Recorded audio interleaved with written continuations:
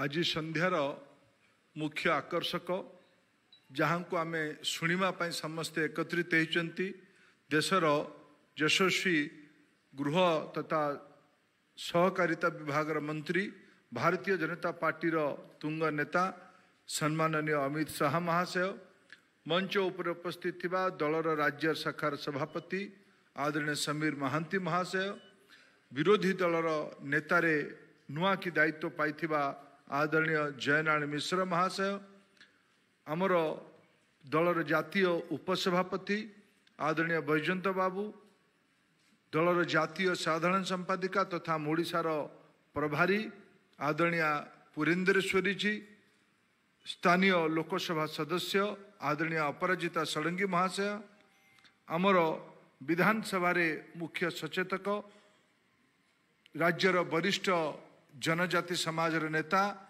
बंधु मोहन माझी महाशय ये सभागार उपस्थित थिबा समस्त सुदृवृंद मातृशक्ति युवा साथी माने सांबादिक बंधुगण मु आपण मानक भितरे आउ अमित शाह महाशय भितरे व्यवधान करने चाहूना किंतु दुई तीन कथा मु आज ये कार्यक्रम एक प्रकार स्वागत भावे उल्लेख करने चाहूँगी जे मु आज गोटे पवित्र दिन भल दिन आमे जितेबाला देशर स्वतंत्रतार 75 वर्ष पालन करुचंती आम राज्यर गोटे सामाजिक अनुष्ठान कहले अत्युक्ति हब नहीं प्रजातंत्र भी अमृत महोत्सव आज पालन करागला तापाई श्री शाह आज ओडिशा आसीचंती से भलिया जितेबाला देश अमृत महोत्सव पालन करुची आम राज्यर ये ऐतिह्य ये स्वतंत्रता संग्राम में आमर योगदान बलिदान संपर्क में भी आज ये आलोचना हबार आवश्यकता अच्छी श्री शाहर ओडिशा से कारण आसवा आम समाजर लड़े को आम समाजर ऐतिह्य को पुणी समस्ते मन पकेबार सुजोग पाइबे आज गोटे शुभ अवसर द्वितीय आज देशर अद्वितीय जननेता लोकप्रिय प्रधानमंत्री नरेंद्र मोदी कार्यकालर सरकारी मुख्य भावे गुजरात मुख्यमंत्री हूँ देशर प्रधानमंत्री हूँ ये दीटी दायित्वर 20 वर्ष पूर्ति अवसर में देशर किसी सुनाम धन्य लोक मानकर द्वारा रचित 21 प्रसंग उपर रचित पुस्तक मई मास 11 तारिख में दिल्ली रे प्रकाशित लोकार्पित आज आम समस्त इच्छा थिला ओडिशा रे भी सेटा पुनः लोकार्पित हो ता विषय एक प्रकार आज गोटे बुक रीडिंग प्रोग्राम रे जी से लेखक था विषय सी उल्लेख करती बहिर कंटेंट संपर्क रे आलोचना करते आमर समस्त आज सौभाग्य से बहिर जड़े लेखक भावे आमर प्रिय गृहमंत्री श्री शाह लेखक भावे भी से बही अच्छा आज सी स्वयं उपस्थित होती से बही संपर्क में आपण को तर्जमा करने द्वितीय प्रसंग जे बहिर थिब कौन बहिर ओडिशा सांगरे संपर्क कौन मु दीटे कथा केवल मोर वक्तव्य शेष पूर्व कहबी जे मु भी सौभाग्य पाई आपण मानकर आशीर्वाद रु महाप्रभु का आशीर्वाद रु मोर नेता श्री नरेंद्र मोदी आशीर्वाद रु मु भी तांको संगे 8 वर्ष है दायित्व अच्छी विभिन्न विभाग दायित्व अच्छी मोर अनुभव से जे बोध हुए स्वाधीनता परे अनेक प्रधानमंत्री आम देश को दायित्व नहीं समस्ते बहुत भल काम करिसेंती पंडित जवाहरलाल नेहरू आरंभ करके डॉक्टर मनमोहन सिंह पर्यंत अनेक कीर्ति अच्छी किंतु बोध हुए देशर प्रथम प्रधानमंत्री श्री नरेंद्र मोदी हेबे जे देश रे गरीब लोक मानकर तृप्ति संपर्क रे स्वप्न देखिले और स्वप्न केवल देखिले नहीं ताकू साकार करिवार कठोर पुरुषार्थ अथक परिश्रम करके ताकू आज साकार करी गोटे बटवृक्षर रूप देइछंती तार सहज भाषा से कहितिले जे मो सरकार गरीबंक पई रहिबो युवकंक पई रहिबो महिलांक पई रहिबो वंचित वर्ग लोक मानक पई रहिबो और मो सरकार सबका साथ सबका विकास सबका विश्वास सभी के लिए प्रयास यानी जन भागीदारी अनन्य जन आंदोलन मोदी सरकार गोटे बड़ विशेषता से फिलोसफी से केवल प्रधानमंत्री थिला बेले से फिलोसफी को आपणे नथिले गुजरात रे थिला बेले दिल्ली रे बसिकी देशर सेवा करिवार दायित्व भावे ये 20 वर्षर कौन कौन तांकर अनुभव हैला तांको दूररु किए किमती देखिला से संपर्क पुस्तक शेष कथा हेले बंधुगण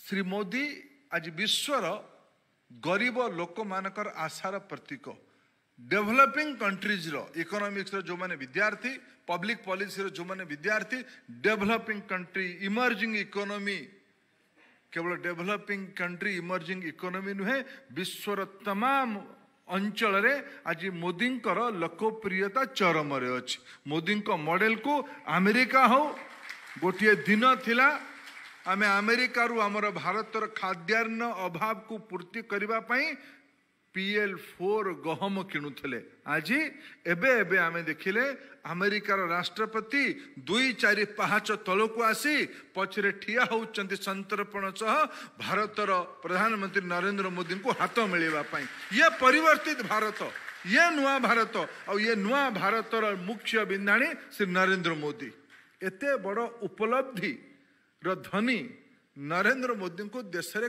कम लोक देखिचंती चिन्हिचंती पाखुर जानिचंती आम पई आज सौभाग्य ओडिशा लोकंक पई जे मोदी को 20 वर्ष बही आम आलोचना करवा किंतु मोदी 20 वर्षर प्रसंग नुहे ये मोदी पूर्णांग मोदी आर्ट 20 नुहे मोदी आर्ट इंटीग्रेशन मोदी इन टोटालिटी मोदी संपूर्ण को सठिक भावे मोदी विचार मोदी तत्व मोदी रणनीति मोदी दृष्टि मोदी व्यापकता मोदी हिमालय भाया गोटे चेहरा को भारत वर्ष रे खूब कम लोक पाखरु देखी कह जाए जे मु आज विश्व दर्शन कली मोदी तत्व दर्शन को कर सबुठु 1 नंबर साक्षी हेले माननीय श्री अमित शाह आज आमर सौभाग्य अमित शाह को ठू आमे आज मुहरे ये मोदी तत्व मोदीवाद मोदी थियोरी को आज आम शुणिबार सौभाग्य पाइबा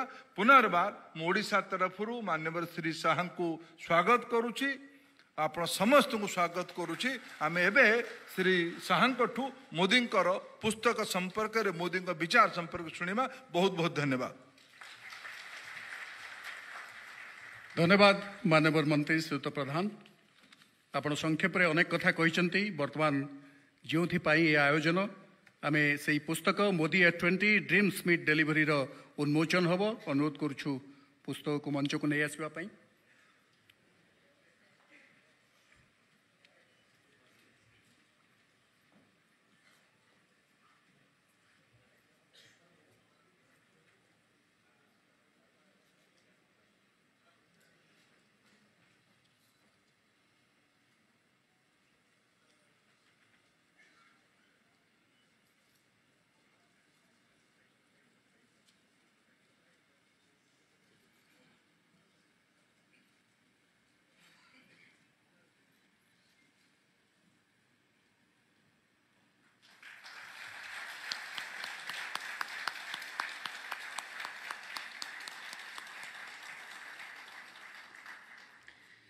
एको धर्म परं श्रेय क्षमैका शांतिरुत्तमा विधेयिका परमा दृष्टिरु हिंसैका सुखावहा धार्मिकता ही श्रेष्ठ क्षमा सर्वोच्च शांति ज्ञान सर्वोच्च संतोष परोपकार एकमात्र खुशी 2017 एप्रिल रे भुवनेश्वर रे भारतीय जनता पार्टी राष्ट्रीय कार्यकारिणी बैठक रे संकल्प निया जायतिला लक्ष्य अंत्योदय पण अंत्योदय पथ अंत्योदय राष्ट्रवाद राष्ट्रीय सुरक्षा गणतंत्र सकारात्मक धर्मनिरपेक्षता गांधीवादी समाजवाद एवं एकात्म मानववाद रे जे ओतप्रोत भाव संयोजित जोगी अरविंदंकर जे दर्शन रे उद्बुद्ध से केतेबेले विधायक थिले केतेबेले मंत्री थिले केतेबेले राज्यसभा सदस्य थिले केतेबेले लोकसभा सदस्य थिले ए सबु परिचय तांको पई गुरुत्व बहन करे नाही से केवल तांको नाम रे परिचित से कहती जे मते लोकप्रियता मिली भारतीय जनता पार्टी कर्मकर्ता माने मते अकल्पनीय भल पाइबा देइछंती जहाँ मते विनीत करिछि एवं भारतीय जनता पार्टी कर्मकर्ता माने भावंती त्वमेवं प्रत्यक्षं तत्त्वमसि तुमे ही आपण ही साक्षात प्रत्यक्ष तत्व लोकाः समस्ताः सुखिनो भवन्तु वेदर यही बाणी सारा संसार सुखी हो या ध्येय करी जे निजर कार्य करि चलछंती से होचंती भारतर सर्वकनिष्ठ गृहमंत्री एवं समवाय मंत्री श्रीयुक्त अमित अनिल चंद्र साहा आमे तांको अनुरोध करछु से तांको वक्तव्य रखिबे।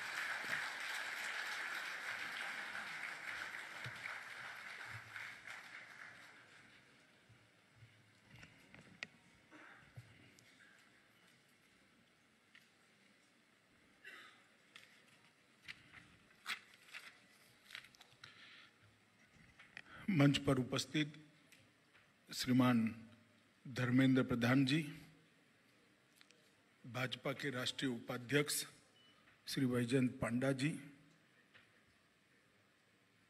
अध्यक्ष ओडिशा भारतीय जनता पार्टी श्री समीर मोहंती जी, विपक्ष के नेता श्री जयनारायण मिश्र जी, यहाँ की लोकप्रिय सांसद अपराजिता सारंगी जी,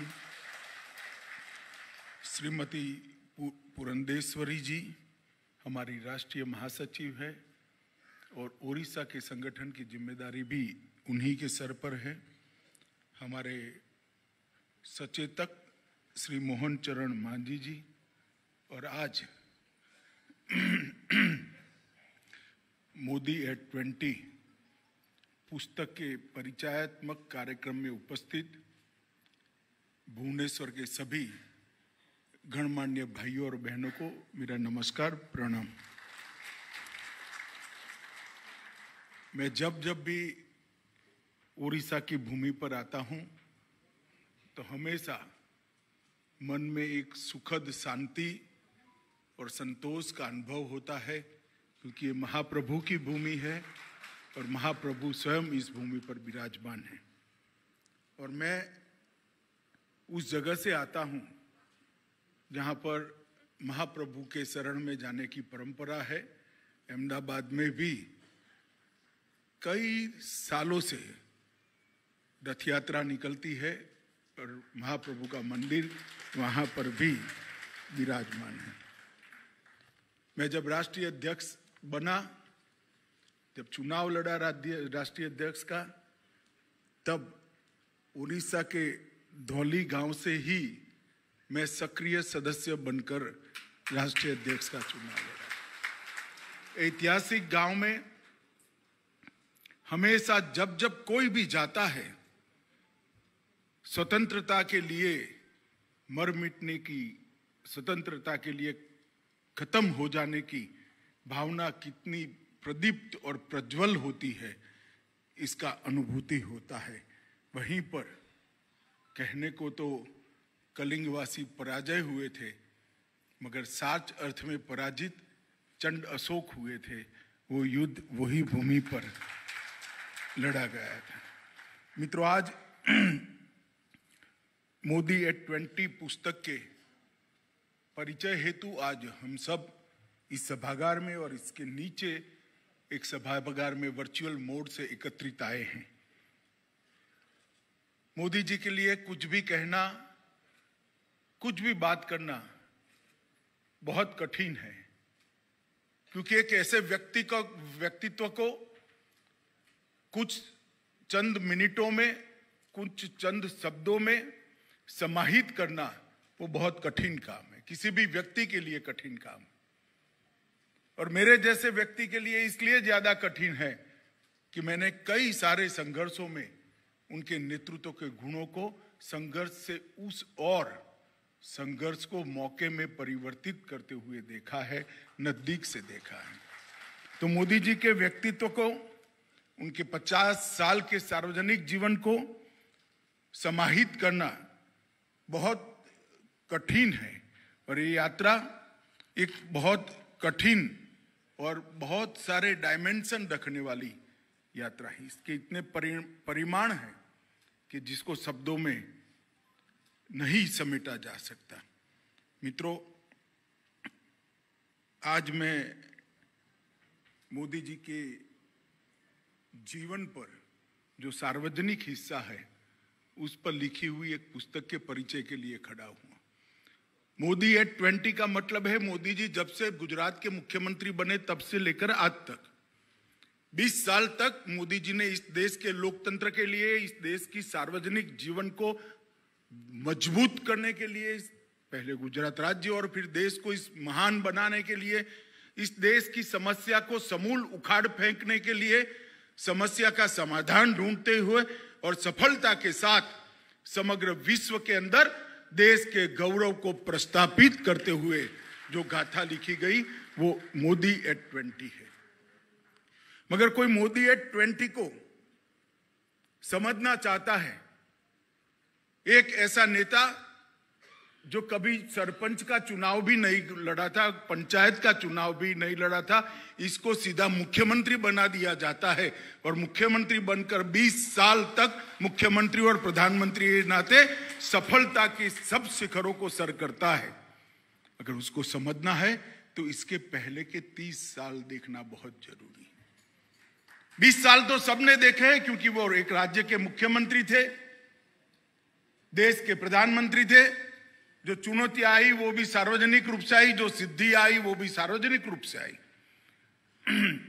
मगर जो चुनौतियां और सिद्धि का सामना करना और सिद्धियों को प्राप्त करना, ये जो कला है वो कला कहां से आई? अगर वो समझना है तो वो 30 साल की उनकी यात्रा जो एक कार्यकर्ता के नाते की गई, एक स्वयंसेवक नाते की गई, एक मूक समाज सेवक के नाते की गई, इसके अंदर जाना पड़ेगा। मित्रों, 30 साल तक गुजरात और देश के चप्पे चप्पे में उन्होंने भ्रमण किया, संगठन को बनाने का काम किया, समाज की समस्या को समझने का काम किया, दिन रात समस्या का समाधान क्या होता है इसका चिंतन करने का काम किया और व्यक्तियों को परखने का भी काम किया। राजनीतिक दल में काम करते करते, इसके संगठन को घड़ते घड़ते, अनेक प्रकार के लोगों को परिचय करते, सबको संगठन के काम में कैसे समाहित कर सकते हैं, वो कला को भी वहीं पर उन्होंने 30 साल के अंदर आत्मसात किया और आपदा को अवसर में कैसे परिवर्तित करते हैं वो भी वो 30 साल की यात्रा के अंदर ही सीखने मिला है। जब तक मोदी जी के अगले 30 साल को नहीं समझते हैं, ये 20 साल का परिचय किसी को भी अच्छे से नहीं होता है। मित्रों, क्योंकि मैंने उनके साथ लंबे समय से काम किया है, मैंने अनेक समय पर उनको देखा है कि बुरे से बुरे वक्त में आशा रखते हुए, प्रचंड पुरुषार्थ करते हुए उसमें से मोदी जी को सफलतापूर्वक बाहर निकलते हुए मैंने देखा है। एक आदर्शवादी नेता जो लक्ष्य के अलावे, देश के अलावे, देश के गौरव और देश के भले के अलावे किसी की चिंता न करता हो, इस प्रकार के आदर्शवादी नेता का परिचय उसी 30 साल के अंदर हुआ है मित्रों। और जब अगर उनकी लड़ाई को आज समझते हैं, कई लोग कहते हैं कि मोदी जी का कंट्रीब्यूशन अनेक क्षेत्रों में बहुत बड़ा है, हम सब जानते हैं, मगर मोदी जी का सबसे बड़ा कंट्रीब्यूशन है कि इन्होंने इस देश के लोकतंत्र की जड़ों को पाताल तक गहरी करने का काम किया है। मैं 2 चीजों पर ही प्रकाश डालना चाहूंगा। मोदी जी ने जब से वो मुख्यमंत्री बने, देश के प्रधानमंत्री बने, पार्टी के संगठन का काम देखते थे, तब से इस देश की राजनीति को 60 के दशक के बाद 3 नासुरों ने ग्रसित किया था। परिवारवाद, तुष्टीकरण और भ्रष्टाचार। ये 3 ऐसे नासूर थे जिसने सभी लोकतांत्रिक मूल्यों का ह्रास किया था।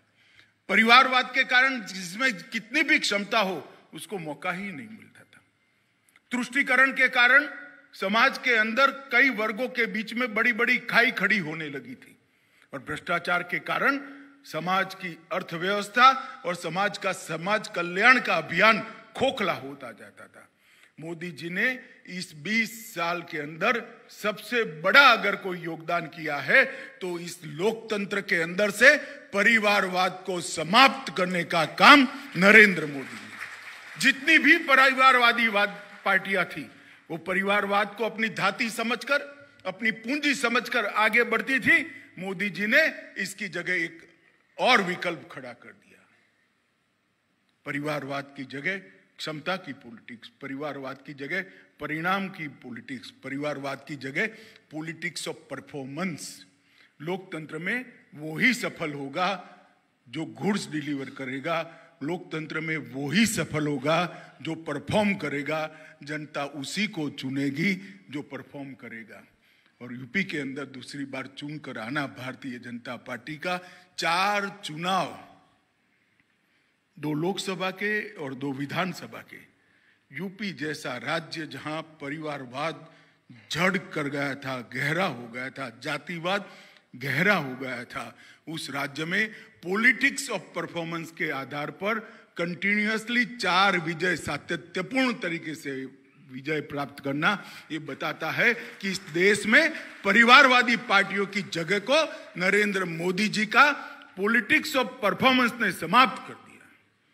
और मैं इस मंच से कोई डर के बगैर कह सकता हूं कि जितनी भी परिवारवादी पार्टियां हैं, या तो उनको बदलना पड़ेगा, उनको बार बार, अगर नहीं बदलते हैं तो बार बार पराजय की तैयारी रखनी पड़ेगी। इस देश की जनता अब परिवारवादी राजनीति को नहीं कर सकती। तुष्टीकरण, एक विशेष वर्ग को विशेष फायदा पहुंचाना, वोट बैंक के रूप में कन्वर्ट करना और लोकतंत्र के सभी को समान अवसर देने के मूल नियम का उच्छेद करते हुए एक विकास की प्रक्रिया को क्षतिग्रस्त कर देना। मित्रों, उन्होंने तुष्टीकरण को भी समाप्त कर दिया। आज नरेंद्र मोदी पर कोई ऐसा आरोप नहीं कर सकता। ढेर सारी स्कीमें जो 80 करोड़ गरीबों के लिए बनी, 60 करोड़ गरीबों के लिए बनी, दोनों प्रकार के वर्ग के लिए बनी हुई स्कीमों में कोई आरोप नहीं कर सकता कि कभी भाजपा का जो समर्थक नहीं है उसको गैस का सिलेंडर नहीं मिला, या उसको कभी भी कोई आरोप नहीं कर सकता कि आयुष्मान भारत का कार्ड नहीं मिला है। कोई आरोप नहीं कर सकता। सबको समान अवसर मिला है, मगर किसी को विशेष नहीं मिलने दिया, क्योंकि वो मुझे वोट देता है इसलिए उसको ज्यादा मिल जाएगा, ऐसा भी नहीं किया। तुष्टीकरण की राजनीति को मोदी जी ने समाप्त कर दिया। और मोदी जी ने सबसे बड़ा काम किया, इस देश में से भ्रष्टाचार नाम के शब्द पर सबसे बड़ा क्वेश्चन मार्क कर दिया। आज 130 करोड़ की जनता नरेंद्र मोदी के शासन के बाद इस विषय पर दृढ़ संकल्पित है कि जो भ्रष्टाचार करेगी वो पार्टियों को हम रिपीट नहीं करेंगे।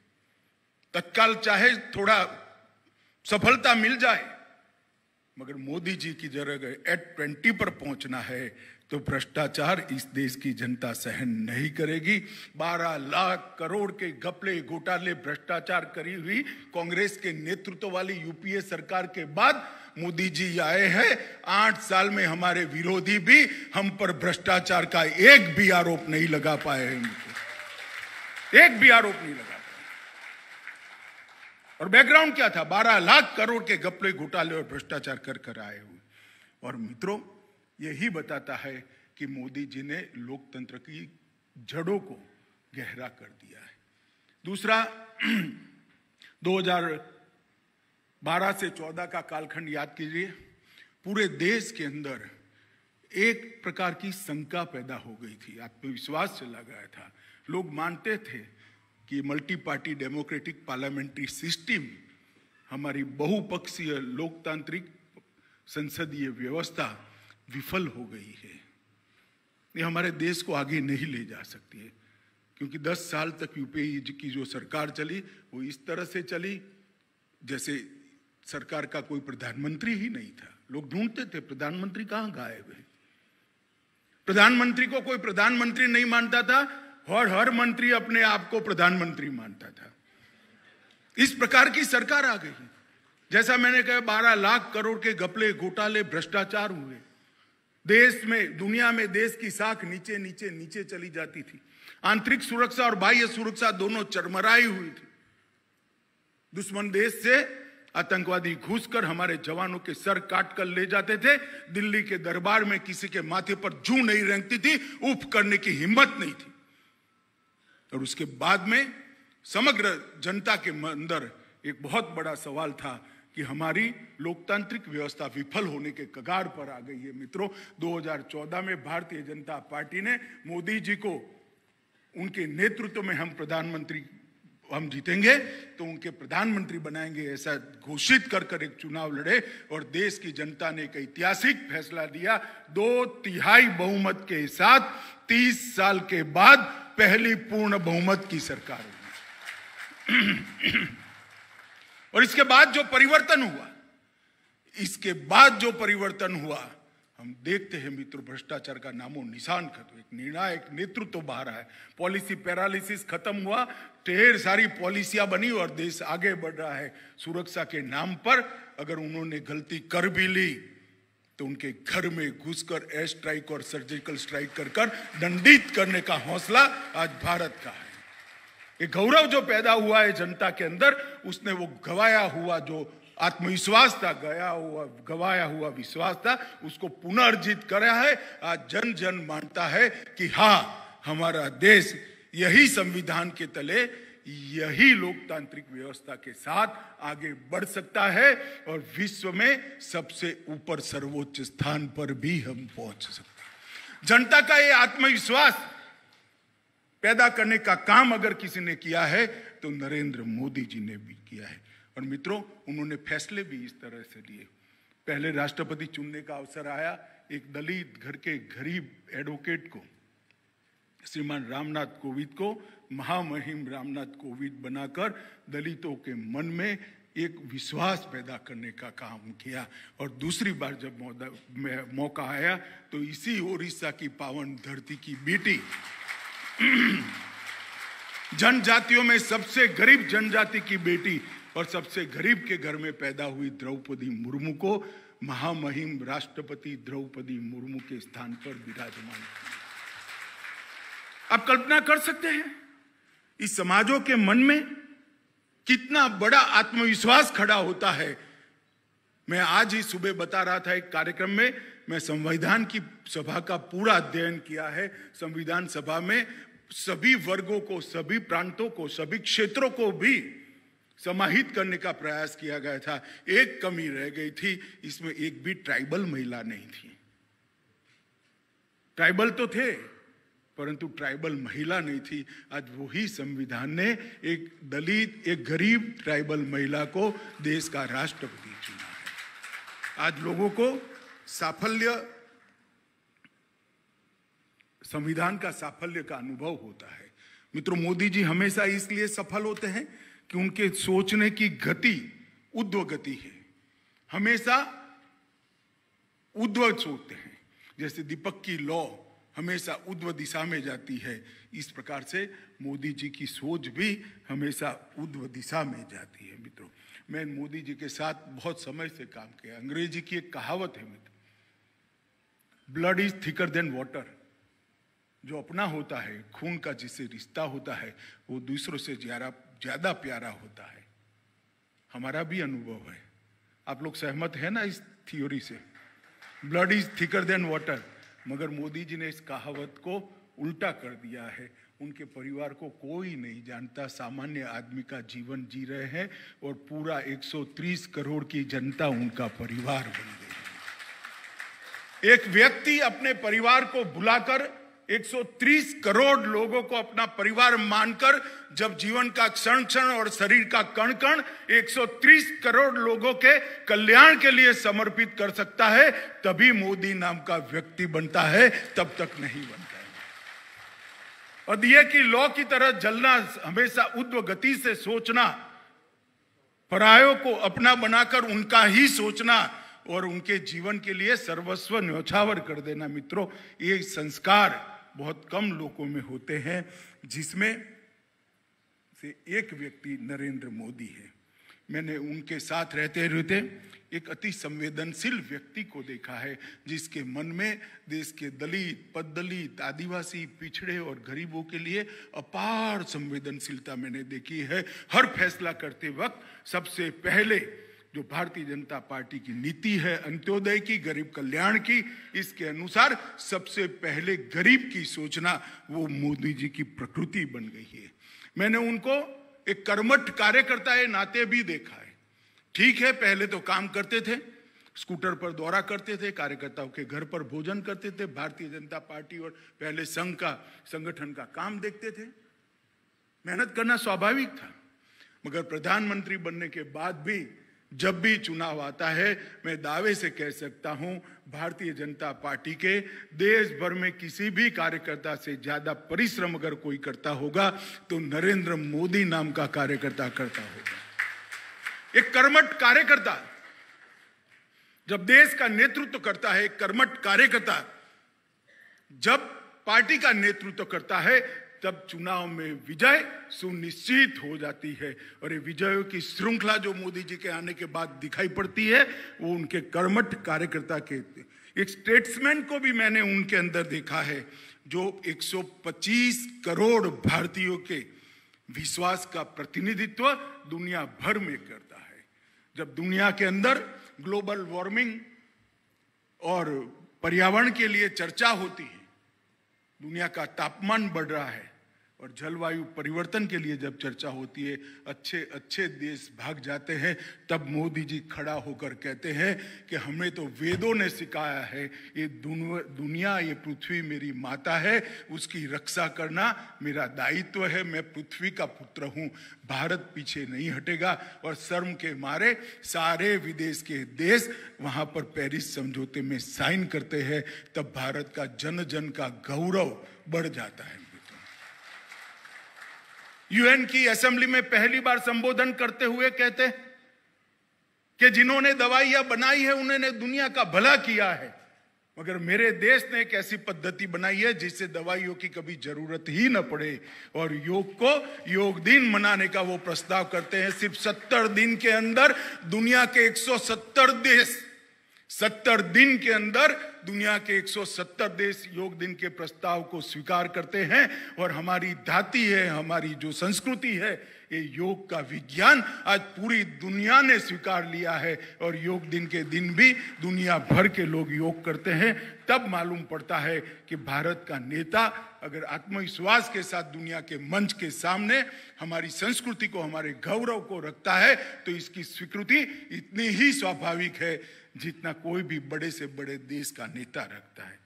मित्रों, टीम लीडर के नाते किसी भी पार्टी की सरकार हो, देश के प्रधानमंत्री के नाते इन्होंने कभी भी वहां किस पार्टी की सरकार है नहीं सोचा है। कोरोना में मैंने देखा है, विपक्ष के मुख्यमंत्रियों का भी फोन आता था, तुरंत ही वहां दवाई पहुंचानी हो, ऑक्सीजन पहुंचाना हो, वहां मेडिकल की टीम भेजनी हो, वहां असिस्टेंस भेजना हो, कभी भी कुछ नहीं। टीम लीडर के नाते, टीम इंडिया के लीडर के नाते हर राज्य को संरक्षित और संवर्धित करने का हमने देखा है। मित्रों, बड़े भावुक नेता है, इमोशनल आदमी है। 20 साल से मोदी जी ने दिवाली कभी भी अपने घर पे नहीं मनाई है। 20 साल से दिवाली हमेशा से बॉर्डर पर सेना के जवानों के साथ। ये भावना जो है, ये संवेदनशीलता है, वो मोदी जी को महान बनाता है। एक निडर सेनापति के रूप में भी हम उसको देख सकते हैं। बड़े से बड़ी चुनौतियां हो, राजनीतिक चुनौतियां तो एक बात है, मगर बड़ी से बड़ी चुनौतियां, डोकलाम में कोई अड़ गया हो, किसी ने उरी पर या पुलवामा पर हमला करा हो, मगर जहां भारत के गौरव की बात आती है, भारत की सीमा की सुरक्षा की बात आती है, भारत की सेना के गौरव की बात आती है, तो मोदी जी चट्टान से भी ज्यादा अड़ीग हो जाते हैं। और हमने देखा है कड़े से कड़े फैसले लेकर दुनिया उंगली दांतों तले दबा गई। अमेरिका और इजराइल के रावे कोई घर में घुसकर बदला लेने का नहीं सोचता था, भारत की सेनाओं ने घर में घुसकर बदला लेने का काम किया। एक समर्थ रामदास ने शिवाजी महाराज को कहा था, जब शिवाजी महाराज ने पूछा कि गुरुदेव मेरा राज्याभिषेक होने वाला है, मेरे लिए एक वाक्य में उपदेश क्या है? तो उन्होंने कहा तुम राजा बनोगे तो घोड़े, हाथी, सोना, चांदी, खजाना, बड़े बड़े राजमहल ये तेरे अधीन होंगे। और उस वक्त हमेशा तुझे एक बात रखनी है, उपभोग शून्य स्वामी बनने की। स्वामी तो जरूर बनना, मगर उपभोग तुम नहीं कर सकते, जनता का है। मोदी जी ने, मैंने अनेक पद पर देखा है मित्रों, वही फकीरी मस्ती के साथ, सादगी के साथ जीने वाला आदमी, राजनेता नरेंद्र मोदी जैसा मेरे जीवन में नहीं देखा। समर्थ स्वामी रामदास ने जो कल्पना करी थी उपभोग शून्य स्वामी की, वो उपभोग शून्य स्वामी की व्याख्या को इस युग के अंदर मोदी जी ने चरितार्थ किया है। और इसी का कारण है जनता उनको मानती है, जनता इनको स्वीकारती है, जनता उनका सम्मान करती है।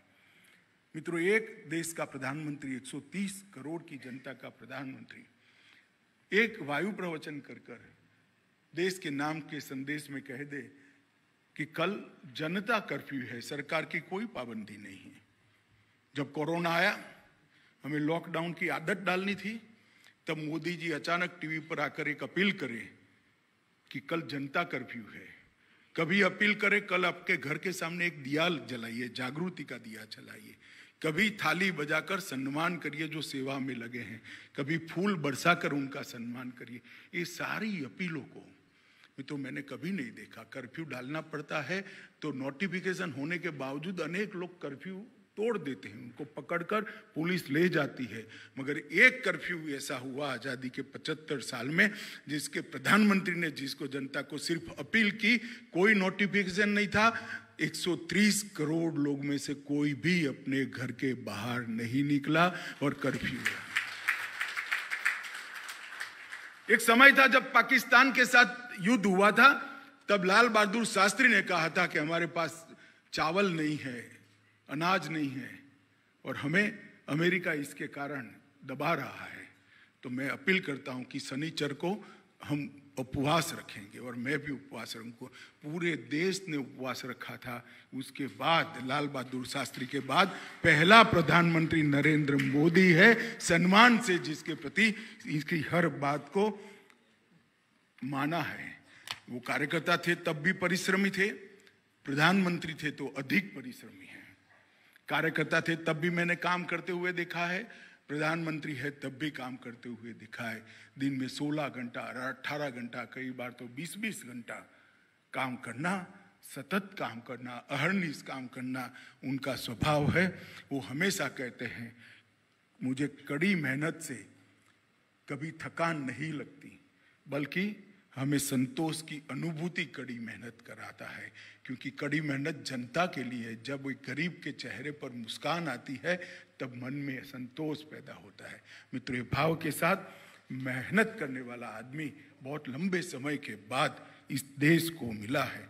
और वो जो मेहनत होती है, इसका संतोष, वो संतोष का तेज, और तेज से उनका दैदीप्यमान व्यक्तित्व मैंने देखा है, आपने भी देखा है, हर रोज देख रहे हैं। मित्रों, इतनी कड़ी मेहनत करता है कोई, तब जाकर नरेंद्र मोदी बनता है। मित्रों, गरीबों के लिए सोचते हैं, कर्मठ कार्यकर्ता के भांति मेहनत करते हैं, एक स्टेटमेंट्स के भांति देश के गौरव को दुनिया के सामने रखते हैं, एक टीम लीडर ए नाते पूरे देश का नेतृत्व करते हैं, भावुक राजनेता ए नाते कई सारे भावुक फैसले लेते हैं, निडर सेनापति ए नाते अड़िग चट्टान की तरह खड़े हो जाते हैं और उपभोग शून्य स्वामी होता है।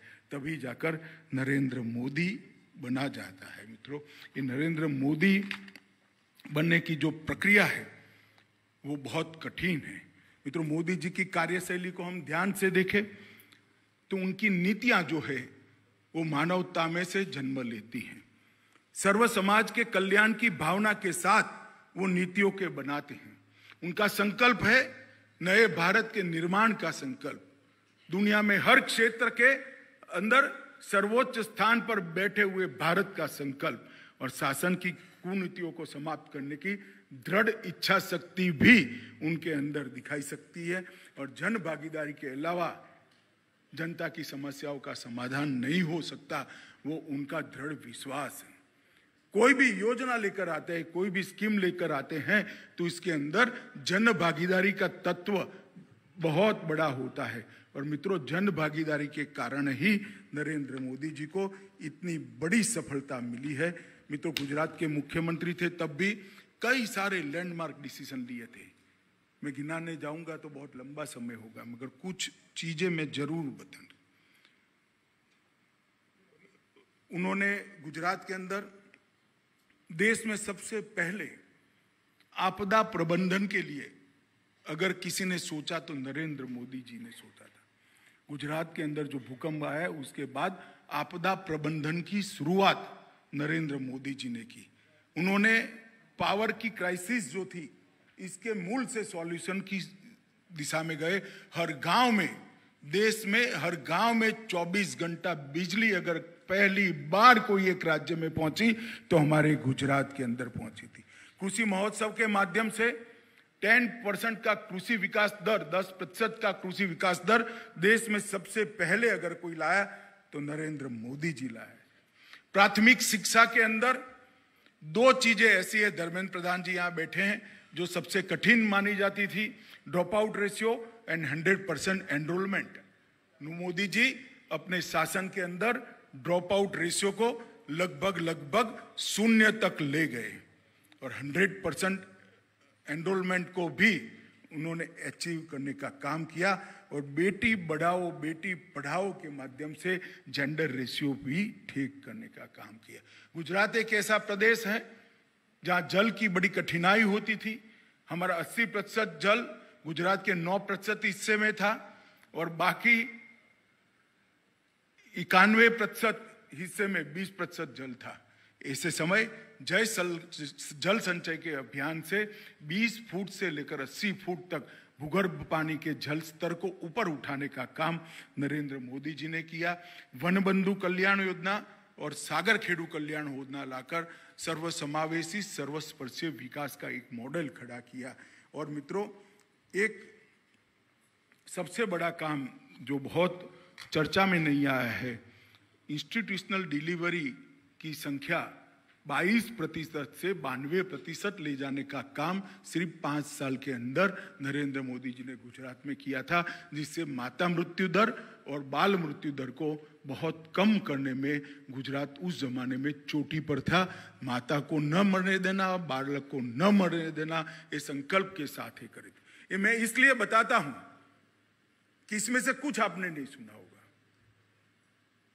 अगर कोई नेता होता है, छोटा सा भी काम करता है तो प्रसिद्धि करता है,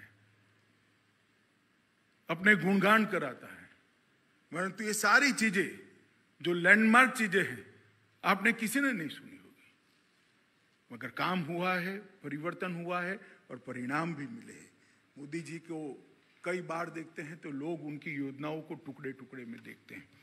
मोदी जी कभी भी टुकड़े टुकड़े में नहीं सोचते। उनका अप्रोच समस्या का संपूर्ण समाधान का है। मैं बहुत सारे उदाहरण, इतना समय नहीं होता है, मगर मैं स्वास्थ्य क्षेत्र का उदाहरण जरूर देना चाहता हूं।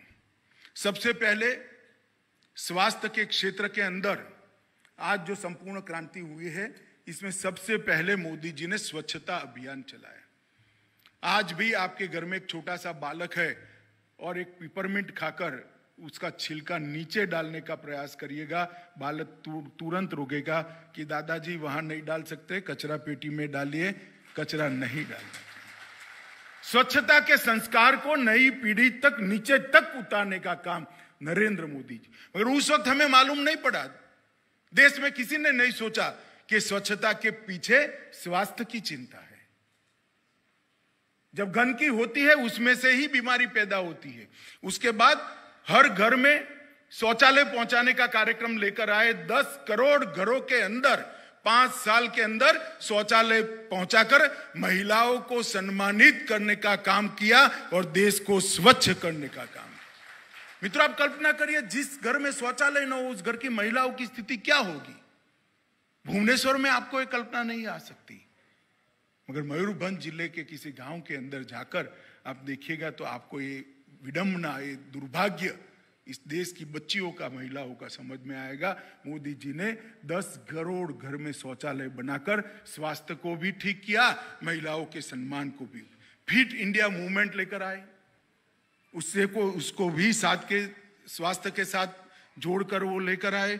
फिर योग दिन बनाने का काम किया, रोग शरीर के अंदर आ ही न पाए इस प्रकार के शरीर की रचना करना। फिर पोषण अभियान लेकर आए, बच्चे और किशोरियों को पोषण युक्त कर बच्चा जो आने वाला है, सगर्भा माता और किशोरियों और बच्चियों को और बच्चों को पोषण युक्त आहार देने का अभियान, मिशन इंद्रधनुष के माध्यम से 15 करोड़ बच्चों को टीका लगाने का, सभी प्रकार के टीके 20 दिन के अंदर समाप्त कर दिए 15 करोड़ बच्चों के।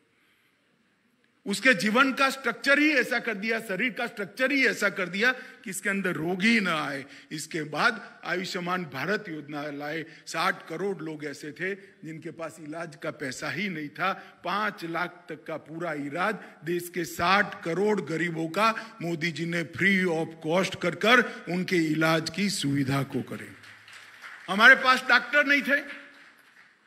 5 साल के अंदर हर जिले में एक कॉलेज बढ़ाने का संकल्प किया और रिकॉर्ड सीटें बढ़ाने का काम किया। मैं आंकड़ों की मायाजाल में जाना नहीं चाहता, मगर एक और 70 साल के मेडिकल सीटों की बढ़ोतरी है और एक और मोदी जी के 5 साल के सीटों की बढ़ोतरी है। इतने डॉक्टर अब देश के अंदर ज्यादा बढ़ेंगे और वेलनेस सेंटर के माध्यम से पीएचसी सीएचसी को भी अपग्रेड करने का काम किया। एक स्वास्थ्य नाम की समस्या के पर 13 बिंदुओं में बांटकर किस प्रकार से समग्रता से सोचकर मोदी जी काम कर रहे हैं, वो एक बहुत बड़ा क्षेत्र है। मित्रों, जहां तक कोरोना का सवाल है, हमने देखा है मोदी जी किस प्रकार से कोविड के समय में आपदा को अवसर में बदला है। दुनिया के बड़े बड़े देश जो हमसे बहुत आगे माने जाते हैं, उनका वैक्सीनेशन आज भी समाप्त नहीं हुआ। हम आज तीसरा डोज फ्री ऑफ कॉस्ट लगा रहे हैं। मित्रों, 200 करोड़ डोज लग गए और डोज भी किस तरह से लगे, टेक्नोलॉजी का उपयोग करते हुए। आप गए, लाइन में तो खड़ा रहे, मगर साथ में कॉफी भी पिला दी, डोज भी लगा दिया, 20 मिनट आपको आराम के लिए कुर्सी में बिठाया भी और 30 सेकंड के अंदर आपके मोबाइल पर सर्टिफिकेट भेज दिया, you are vaccinated, don't worry. और मोदी जी का हंसता हुआ चेहरा भी साथ में आपके मोबाइल पर आ गया। इस प्रकार की व्यवस्था को, अपनी कोविन ऐप को दुनिया के 70 देश स्वीकार कर ले गए हैं। और आज भी दुनिया के बड़े बड़े देश में, नाम देना नहीं चाहता, उचित भी नहीं है, मगर वहां 1 साल से वैक्सीन लिए हुए लोगों को विदेश में जाना है तो सर्टिफिकेट के लिए इधर उधर घूमते हैं। हमारा सर्टिफिकेट हमारे मोबाइल के अंदर होता है, दिखाते ही मिल जाता है। और वैक्सीन बनाने में भी दुनिया में बहुत कम देश वैक्सीन बना पाए। जब शुरुआत हुई, सुगबुगाहट हुई कोरोना की, अभी भारत में 3 ही केस आए थे, तब मोदी जी ने पहली मीटिंग वैज्ञानिकों के साथ कर ली थी वैक्सीन बनाने के लिए। अपनी ऑफिस के अंदर इसकी व्यवस्था कर दी थी और उसी वक्त उन्होंने ढेर सारी नीतियां बनाई और भारत के अंदर इन्वेस्टमेंट का हब बने, भारत मैन्युफैक्चरिंग का हब बने, भारत निर्यात का हब बने। इस दिशा में जाने के लिए ढेर सारे नीतियों को उन्होंने बनाया और परिणाम भी मित्रों लाने का काम नरेंद्र मोदी जी ने किया। पीएलआई स्कीम उसी वक्त आई, कई सारी पॉलिसी इसी वक्त आई और आज विश्व में सबसे ज्यादा विकास दर के साथ आगे बढ़ने वाला हमारा अर्थतंत्र बना है। हमारा निर्यात आजादी के बाद सबसे ज्यादा हुआ है तो 2022 के साल में हुआ है। मित्रों, उन्होंने अनेक सारी धारणाओं को तोड़ने का काम किया है। मैं मेरी पार्टी की बात जरूर करना चाहूंगा। हमारी पार्टी को हिंदी भाषी क्षेत्र की पार्टी कहते थे। आज पूरा north east Bharatiya Janata party जीती है। गुजरात भी हिंदी भाषी नहीं, वहां पर भी भाजपा की सरकार है। कर्नाटक में भी भाजपा की सरकार है, महाराष्ट्र में भी भारतीय जनता पार्टी की सरकार है और उड़ीसा में भी बनने वाली है। उन्होंने सभी भ्रांतियों को तोड़ने का काम किया और मित्रों, उन्होंने कहा था, हमारी पार्टी पर थप्पा लगाए थे कि व्यापारियों की पार्टी है, बनियों की पार्टी। आज सबसे ज्यादा दलित सांसद अगर किसी एक पार्टी के साथ है तो भारतीय जनता पार्टी के साथ। सबसे ज्यादा ट्राइबल सांसद अगर किसी एक पार्टी के पास है तो भारतीय जनता पार्टी। और सबसे ज्यादा पिछड़ा समाज के 27 मंत्री किसी भी प्रधानमंत्री की मंत्रिमंडल में बने हैं तो नरेंद्र मोदी के मंत्रिमंडल के अंदर। कई प्रकार की अवधारणाओं को उन्होंने तोड़ने का काम किया है और कई सारे बड़े बड़े फैसले किए हैं। मित्रों, 5 अगस्त अभी अभी गया है। 5 अगस्त के दिन पूरा देश और हम सब भारतीय जनता पार्टी के कार्यकर्ता तो नारे लगाते लगाते गले सूख गए थे, जहां हुए बलिदान मुखर्जी वो कश्मीर हमारा है। पूरा देश ये मानता था कि धारा 370 जब तक है कश्मीर का भारत के साथ स्थायी जुड़ाव नहीं है। और सपना सा लगता था इस देश में 370 और 35A को कोई उठा निकाल सकता है। 5 अगस्त की सुबह ही एक दिन अचानक फैसला हुआ और मोदी जी के नेतृत्व में धारा 370 और 35 उखाड़ कर फेंक दिए गए। कुछ लोग चैलेंज देखते थे, खून की नदियां बह जाएगी, हजारों हजारों लोग मर जाएंगे। खून की नदियां छोड़िए, कंकड़ डालने की किसी की हिम्मत नहीं हुई साहब। कंकड़ डालने के आज कश्मीर विकास के रास्ते पर आगे बढ़ गया है। वहां पंचायत के चुनाव भी हो गए, वहां लोकतंत्र नीचे तक अपनी जड़ें डालने का प्रयास कर रहा है। राम जन्मभूमि का मसला 550 साल से करोड़ों लोगों के सम्मान का एक बिंदु था कि जहां राम भगवान का जन्म हुआ था वहां भव्य मंदिर होना चाहिए। करोड़ों लोगों की आस्था जुड़ी थी। लोग कहते थे रक्तपात हो जाएगा, ये हो जाएगा, वो हो जाएगा। शांतिपूर्ण संवैधानिक तरीके से 5 अगस्त के दिन ही मोदी जी ने श्री राम जन्मभूमि का शिलान्यास कर दिया और आज मंदिर बनना शुरू हुआ। ये दृढ़ संकल्प जब होता है समस्याओं के समाधान का तो रास्ते अपने आप निकल आते हैं। मोदी जी जहां जहां गए वहां विजय गया है। मैं इसलिए कहता हूं मित्रों, 87 से 95 मोदी जी मुख्यमंत्री नहीं थे, मगर 87 से 95 के कालखंड को मैं भूल नहीं सकता।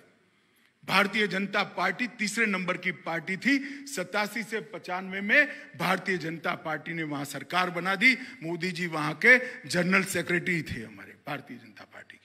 उनके संगठनात्मक नेतृत्व में पार्टी के संगठन को गांव गांव तक ले जाने का काम किया। 90 के दशक में 95 के बाद मोदी जी हिमाचल, हरियाणा और पंजाब आए, कश्मीर भी मिला। यहां पर कभी सरकारें नहीं बनती थी। हिमाचल, हरियाणा सब जगह सरकार और पंजाब तीनों जगह मोदी जी के ही कालखंड में सरकार बनी और 2001 से गुजरात के मुख्यमंत्री बने।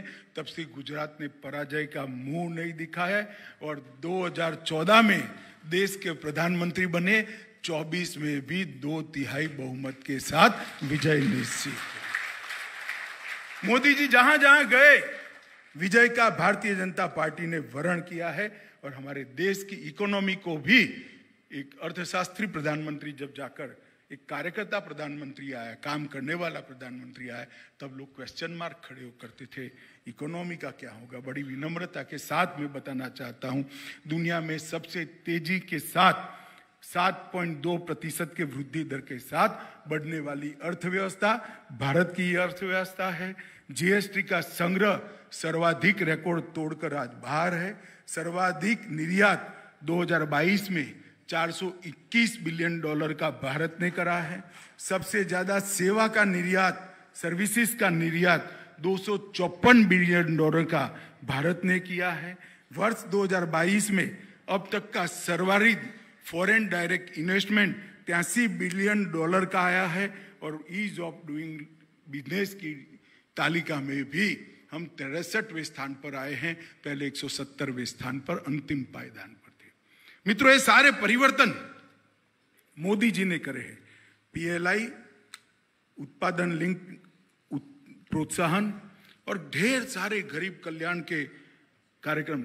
9 करोड़ लोगों को एलपीजी दिया, गरीबों को 11 करोड़ शौचालय बनाए, 8 करोड़ घरों में शुद्ध पीने का पानी पहुंचाया, लगभग 3 करोड़ परिवारों को बिजली का कनेक्शन देने का काम किया, 11 करोड़ किसानों को अब तक 1.5 लाख करोड़ रुपया हर साल 6,000 रुपया उनके बैंक अकाउंट में ट्रांसफर किया, 2 करोड़ लोगों को घर देने का काम किया, 5 लाख तक का स्वास्थ्य बीमा 60 करोड़ लोगों को देने का काम किया, 43 करोड़ लोगों को बैंक का अकाउंट दिया और डायरेक्ट बेनिफिट ट्रांसफर से लगभग 52 मंत्रालयों की 300 स्कीमों का 23 लाख करोड़ रुपया 5 साल में गरीब के बैंक अकाउंट में सीधा ट्रांसफर करने का काम भारतीय जनता पार्टी की मोदी सरकार ने। ये पुस्तक जो है एक व्यक्तित्व के अनेक आयामों को परिचय करने वाली। इसमें एक संवेदनशील नेता का भी परिचय है, इसमें गुड गवर्नेंस के लिए काम करने वाला सुधारक का भी परिचय है, इसमें समाज की समस्याओं को जड़ मूल के साथ समाप्त करने वाला समाज सुधारक और प्रशासक का भी परिचय है। इसके अंदर पार्टी की जड़ों को पाताल तक गहरी कर पार्टी को कश्मीर से कन्याकुमारी और अटक से कटक तक फैलाने वाले नेता का भी परिचय है। अनेक प्रकार के मोदी जी के व्यक्तित्व के कई आयामों को, उनका जो व्यक्तित्व बहुआयामी है, हर आयाम के व्यक्तित्व के हर आयाम का परिचय मोदी एट 20 के अंदर है। और मित्रों, मैं आपको अंत में मोदी एट 20 के लिए इतना ही कहता हूं कि ये पुस्तक बहुत अधूरी है। मोदी इससे बहुत बड़ा आदमी है, इसका वर्णन ही नहीं हो सकता। बहुत सारे आयामों को इसके अंदर किसी न किसी ने लिखने, मैंने भी कुछ लिखा है, मगर मैं खुद कहता हूं कि पुस्तक अधूरी है। मोदी बहुत बड़े व्यक्ति है और देश का सौभाग्य है कि पूरा विश्व जिस व्यक्ति को नेता मानता है, वो नेता हमारा है, भारत का है और भारत का नेतृत्व है। ये हम सब के लिए गौरव का विषय है मित्रों। देश की आजादी के रजत जयंती भी आई, सुवर्ण जयंती भी आई, अमृत महोत्सव भी आया। किसी ने भी 25 साल 50 साल को, मैं किसी की टीका टिप्पणी करने नहीं आया हूं, देश के भविष्य के साथ जोड़कर नहीं दिया। अमृत महोत्सव को मोदी जी ने जन जन का महोत्सव बनाया। आज बच्चा बच्चा तिरंगा लेकर घूमता है, इसके मन में राष्ट्र भावना जागृत होती है। और मेरी बात याद रखना, 13 से 15 तारीख में 20 करोड़ भारतीय अपने घर पर तिरंगा फहराने वाले हैं। आप भी जरूर फहराएं। आजादी के अमृत महोत्सव का उपयोग देश के हर नागरिक के मन में देशभक्ति को जागृत करने के लिए करना। आजादी के अमृत महोत्सव से आजादी के समाप्ति तक के 25 साल, इसको अमृत काल कहकर ये 25 साल में हर क्षेत्र के भारत के लक्ष्य तय करना कि भारत शिक्षा के क्षेत्र में 25 साल में कहां पहुंचेगा, भारत अर्थतंत्र में 25 साल में कहां पहुंचेगा, भारत रक्षा के क्षेत्र में कहां पहुंचेगा, भारत स्वास्थ्य के क्षेत्र में 25 साल से, और ये 25 साल अमृत काल के अंदर जो संकल्प लिए हैं, जो निर्णय करे हैं, उसकी सिद्धि के साल है मित्रों। अगर भारत की 130 करोड़ की जनता ये 25 साल प्रचंड पुरुषार्थ करती है, पुरुषार्थ की पराकाष्ठा करती है, पराक्रम की पराकाष्ठा करती है, तो जब शताब्दी मनाई जाएगी, हम में से काफी लोग नहीं होंगे, मगर जब भी शताब्दी मनाई जाएगी, मेरी बात याद रखना, भारत माता विश्व गुरु के स्थान पर बैठी हुई दिखाई देगी। ये जो विजन, ये संकल्प एक नेतृत्व में तभी आता है जब मैंने कहा कि उसके जीवन का क्षण क्षण और शरीर का कण कण केवल और केवल भारत को समर्पित होता है। ऐसा समर्पित नेता हम सबको मिला है। उनके नेतृत्व में हम लोग भारत में अपनी अपनी जिम्मेदारियों का निर्वहन कर रहे हैं। ये हम सब के लिए सौभाग्य की बात है। मैं मानता हूं कि ओडिशा के युवाओं को विशेषकर ये पुस्तक जरूर पढ़नी चाहिए। आने वाले दिनों में इसकी ओडिया में ट्रांसलेशन भी होगी, परंतु ये पुस्तक जरूर पढ़नी चाहिए। बड़े बनने का स्वप्न अगर जीवन में प्राप्त करना है तो मोदी एट 20 जरूर पढ़ना, वहीं से प्रेरणा मिलेगी। धन्यवाद। वंदे मातरम।